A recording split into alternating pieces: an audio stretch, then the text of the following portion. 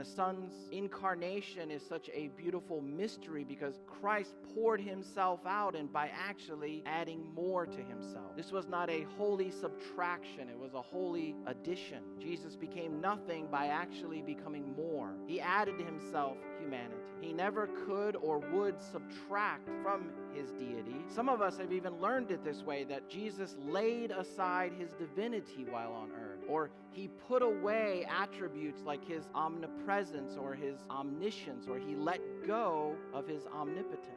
But Jesus did not give up or even lay aside his divinity or divine attributes, but he voluntarily veiled them for a time. They were always available to him, and in parts of the Gospels, like the Transfiguration, we see that at will, Jesus can reveal his full glory. Even though he veiled his omniscience, it says at times that he looked and knew what was in every human's heart. He could see through them. And he operated under the obedience of the Father through the power of God the Holy Spirit. Yet Jesus never was without his own power as God. The power and right to use his attributes and abilities were always his. He could at any time act on them or display them, but normatively he did not do so. He had every right to stay comfortably in heaven in a position of absolute power and glory. The love of both the Son and the Father motivated Jesus to a position of absolute weakness and shame